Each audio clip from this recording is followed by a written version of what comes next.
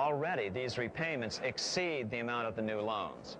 By 1992, Africa's external debt had reached $290 billion, 2.5 times greater than in 1980, resulting in skyrocketing infant mortality rates and unemployment, deterioration of schools, housing, and the general health of the people.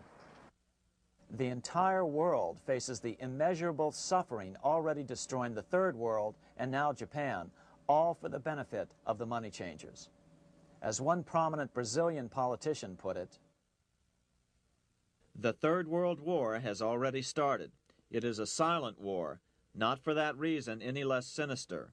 The war is tearing down Brazil, Latin America, and practically all the Third World. Instead of soldiers dying, there are children.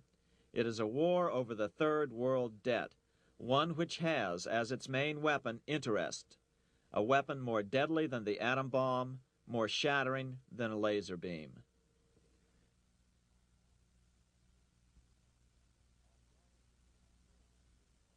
Although it would be absurd to ignore the pivotal role played by influential families such as the Rothschilds, the Warburgs, the Schiffs, the Morgans, and the Rockefellers in any review of the history of central banking and fractional banking, keep in mind, by now, central banks and the large commercial banks are up to 3 centuries old and deeply entrenched in the economic life of many nations. These banks are no longer dependent on clever individuals such as a Nathan Rothschild. Years ago, the question of ownership was important, but no longer. For example, both the Bank of England and the Bank of France were nationalized after World War II, and nothing changed, nothing at all. They endure and continue to grow, now protected by numerous laws, paid politicians, and mortgaged media, untouched by the changing of generations. 3 centuries have given them an aura of respectability. The old school tie is now worn by the 6th generation son, who's been raised in a system that he may never question as he is named to serve on the governing boards of countless philanthropic organizations.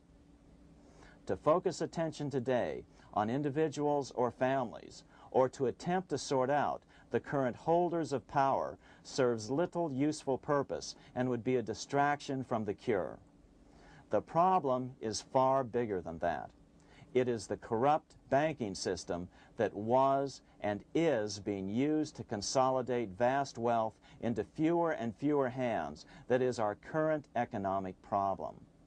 Change the names of the main players now, and the problem will neither go away nor even miss a beat.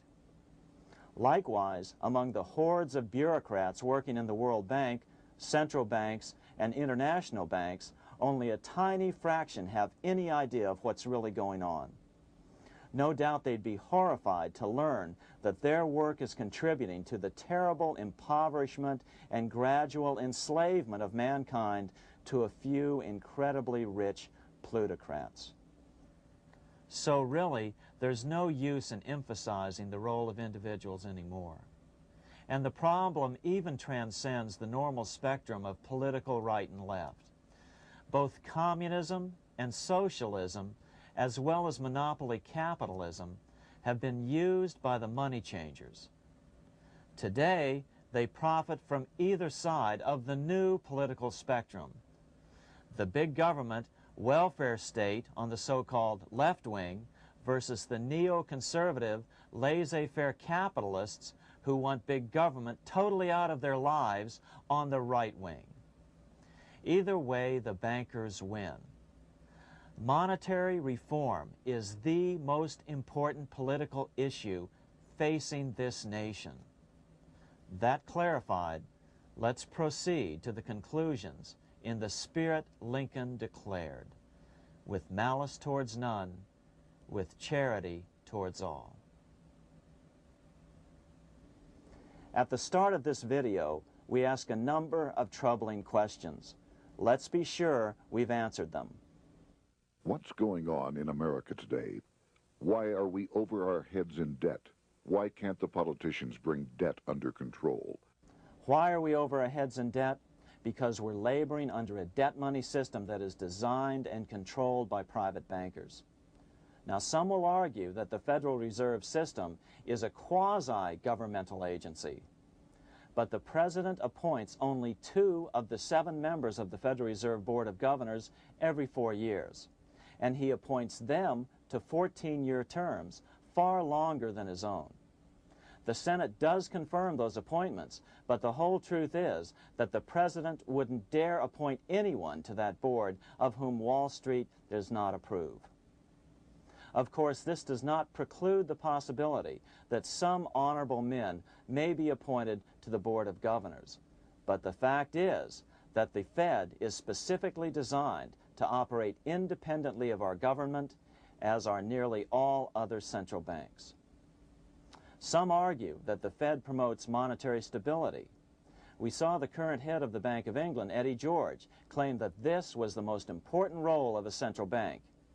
In fact, the Fed's record of stabilizing the economy shows it to be a miserable failure in this regard.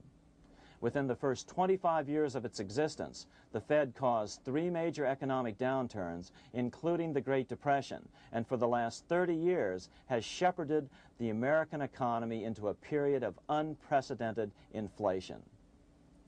Again, this is not some wild conspiracy theory. It's a well-known fact among top economists. As Nobel Prize-winning economist Milton Friedman put it, the stock of money, prices, and output was decidedly more unstable after the establishment of the Federal Reserve System than before. The most dramatic period of instability in output was, of course, the period between the 2 wars, which includes the severe monetary contractions of 1920-21, 1929-33, and 1937-38. No other 20-year period in American history contains as many as 3 such severe contractions.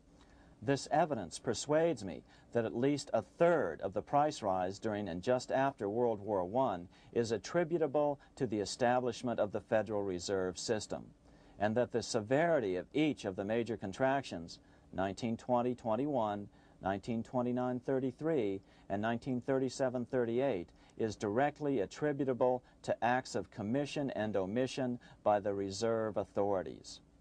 Any system which gives so much power and so much discretion to a few men so that mistakes, excusable or not, can have such far-reaching effects is a bad system.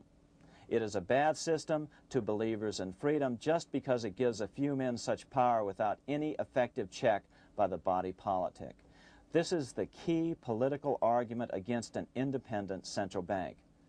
To paraphrase Clemenceau, money is much too serious a matter to be left to the central bankers.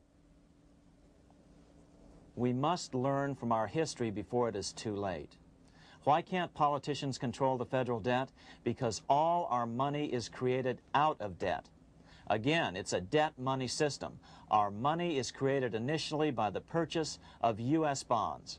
The public buys bonds like savings bonds, the banks buy bonds, foreigners buy bonds, and when the Fed wants to create more money in the system, it buys bonds, but pays for them with a simple bookkeeping entry which it creates out of nothing.